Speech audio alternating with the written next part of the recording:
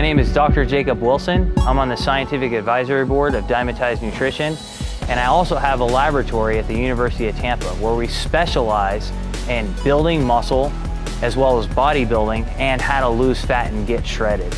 I'm a scientist, but God, man, I absolutely love bodybuilding. You know, I love lifting weights. So ever since I was probably 5 or 6, I knew I wanted to be a scientist, and I knew I wanted to be specialized in sport to study how to get bigger, how to get shredded at the same time, basically the sport of bodybuilding itself. The thing about bodybuilding is this: it's such an interesting sport because basically to gain size and to be shredded at the same time, they don't mix, right? So this is, to me, it's fascinating. It's the ultimate dichotomy. You know, here we are today, and we have a bodybuilding laboratory at University of Tampa. We're doing work with Dymatize Nutrition, and as we speak, we're doing around 6 experiments on bodybuilding. We can look at muscle from the bone to the skin.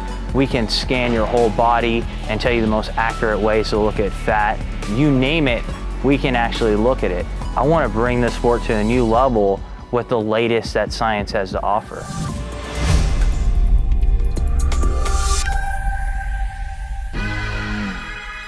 Basically, if you look at all the scientific literature out there, we've narrowed down how muscle grows to at least 3 to 4 different mechanisms. And the thing is, with training, everyone's like, oh, this is the best training method. Oh, this is the best training method. But that training method might only maximize one of those mechanisms. So what we want to do is hit each of these mechanisms, and what those are this. You know when guys go to the gym and they're like, oh, I'm gonna get my swole on, right? Well, there's actually something to that. We call it the cell swelling theory. So when you train and you get a pump, kind of like Arnold talked about, he was right, it actually, your cells, your muscle cells themselves, sense that swelling as a threat. And they're basically saying, okay, I have to grow or die. So they restructure themselves and get larger. So you have to target, well, what are the methods to increase that? Short rest period lengths seem to increase that edema or that blood to the muscle. 8 to 12 repetitions, supersets, those are ideal. On top of that is recruiting or calling into play the larger muscle fibers. For those of you guys who know muscle fibers, you know we have our slow twitch muscle fibers, which are good for endurance, and then we have the large, fast twitch muscle fibers. Those are recruited with the heavier type of lifting, right? Like 6 to 8 repetitions, very heavy. And when you recruit them, they turn on protein synthesis and you grow. So that's the second thing. And then the third thing is mechanical trauma, like damage to the tissue. And where that occurs essentially is when you're lowering a weight and again, heavy lifting. So basically what you want to do in your training is you want to periodize your training so that you're optimizing each of these mechanisms, and there's so many different techniques that you can use. One theory that I haven't talked about yet is called metabolic stress. Now everyone knows, you know when you get that burning sensation when you're training? Well, that's acidity building up in the muscle. That's lactic acid building up in the muscle. What one of my friends, Dr. Gunderman, did was he took muscle cells and isolated them. He put lactic acid and basically they grew. So muscles actually grow. That burning sensation will actually make them grow. So for example, if you go to the gym and you rest like 5 minutes and you're talking about what you did on the weekend, that clears all out, that metabolic stress, so you won't grow. So bodybuilders traditionally will have, you know, they'll train with the 8 to 12 rep range and they're only resting like 60 seconds. Sometimes they're doing supersets and strip sets. So to build up metabolic stress and cell swelling, you're gonna have short rest periods. But let's say you want to optimize mechanical stress. That's going to be heavier lifting. And to do that, if you're lifting with short rest periods, you can't lift as heavy. So the mechanical stress is less. So during your heavy days, you should actually rest 3 to 5 minutes and realize that you're going to maximize the mechanical load. You're trying to lift as heavy as you can. Now that repetition range, it might still be, you know, 8 repetitions, 6 repetitions. So it's still in a higher repetition range. I'm not talking about powerlifting, but you're resting longer so that each time you lift, the weights are heavy.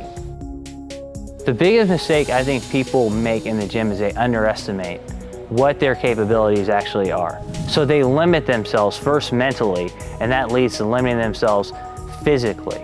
So for example, everyone's always worried about, like, oh my God, you know, I'm gonna overtrain, so I can only train everything once a week. But studies are showing that the more frequent you train, the better your gains will be. So sometimes when you have an overload on the muscle every day, your performance is not going to be best, but you're beating the muscle up so much that it basically has no choice but to grow. So you're going to have to expose your muscles to a lot of stress. And there's new studies that are coming out by some of my colleagues in Finland and Norway, where they're showing really good weightlifters are gaining hypertrophy from going from 3 days a week to training to 6 days a week of training per body part. Now, I'm not saying that everyone should do that. That's an advanced technique. What I am saying is don't limit yourself. The human body can withstand a lot more you can think, so long as your nutrition and your sleep are in place. As far as mass and optimizing the most anabolism, the compound movements are always going to be the center, of a bodybuilding program. That's going to be things like squats. It's going to be things like bench press. It's going to be things like leg press. But there's a difference between bodybuilding and powerlifting. If you look, bodybuilding is about making the exercise harder. You're trying to beat your muscles up. So if you're doing a bench press and you're bodybuilding, your back might be flat, you're focusing on the muscle, you're focusing on every aspect of the lift. If you're a power lifter, you're gonna get an arch in your back, you're gonna shorten the range of motion, you're gonna have leg drive. Same thing with squatting. You're gonna use your belt to get the weight up, but in bodybuilding, you're focusing on destroying the muscle. So the compound movements are still critical, but your intent should be to focus on those muscles and to destroy them. It's a lot different in that sense. Now, once those compound movements are in place, bodybuilding is also a sport of symmetry. So you're gonna have to focus then on the isolation movements. But obviously someone's gonna have a huge gap if all they do is isolation movements and they're not doing the compound. One of the things about bodybuilding is this. If you're going to shock the muscle to grow, we know we need change. Okay, so changing the exercise is actually absolutely one of the best ways you can do that. So using non-traditional lifting type of techniques absolutely can not only shock your muscles to grow, but also translate certainly into, functionality, in our normal society as well. So one of the dichotomies with bodybuilding is that you have to gain size and you gotta lose fat at the same time. So to gain size, you lift weights. To lose fat, you do cardio. And sometimes bodybuilders do 2 hours of cardio a day. But look at a marathon runner. I mean, is that something that a bodybuilder aspires to be? But clearly, what we found in our laboratory is that the longer you do cardio, the more muscle you lose.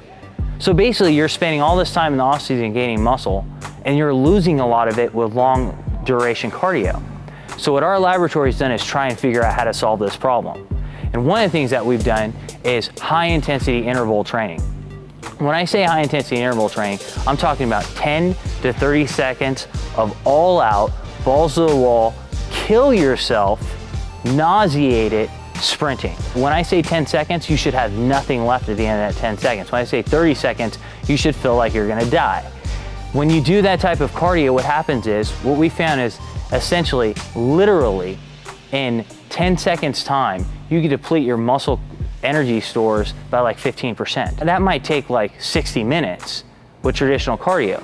What that does is it sends a massive signal to your body and says, oh my God, I have to increase my fat burning machinery. And when you do that, you're burning fat the rest of the day. So we've actually found that with 10 to 30 second all out sprints, that you're actually losing more fat than with a long duration 30 to 60 minute cardio. And yet you actually maintain your size. In fact, we did a study in our lab where we compared low intensity cardio to high intensity cardio. Not only do they lose more fat, but they gain muscle in their quads. So the actual sprinting can be somewhat anabolic. The best way to avoid injury in the gym is to periodize your training. If someone responds really well to heavy training and all they do every single time is lift 5 reps, 1 to 5 repetitions every time they go to the gym, or 6 to 8 reps every time, they rest long rest period lengths, they're constantly loading the muscle, and that's where it takes its toll on your joints, ligaments, you feel the strain, you get an injury. And God, injuries are the worst thing to the bodybuilder because it takes them months to recover. If you're out for a month, you lose muscle and then it takes you a month to recover. You just lost 2 months. Periodization is programmed change. One day a week, you might train traditional hypertrophy training, which is going to be 8 to 12 repetitions, 30 to 60 seconds rest. One day you might train heavy, like in a 6 to 8 repetition range. Then if you're feeling your joints are a little bit hurt, there's a new technique, what's known as blood flow restriction training. And this technique, what happens is if you restrict blood flow to a limb, you only have to lift at like 30 to 40% of your maximal weight and you actually can grow. Focus on the goals. So if you're trying to focus on conditioning and primarily muscle hypertrophy or growth, maybe 2 out of your 4 workouts are going to be traditional hypertrophy. The next day is more of a hypertrophy superset type of day. The next day is a heavy day. And then maybe you throw in a blood flow restriction day and then you start over. So now your joints are getting certain rest periods and you recover.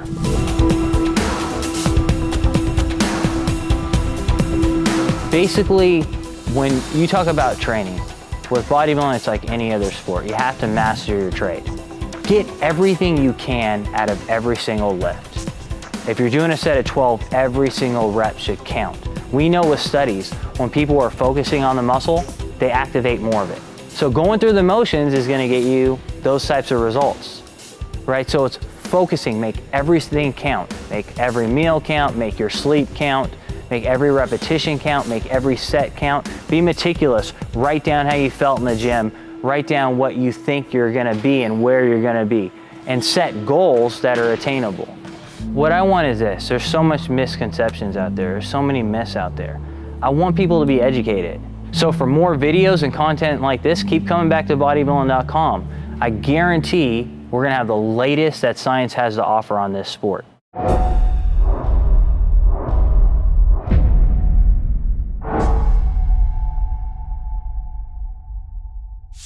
Thank you.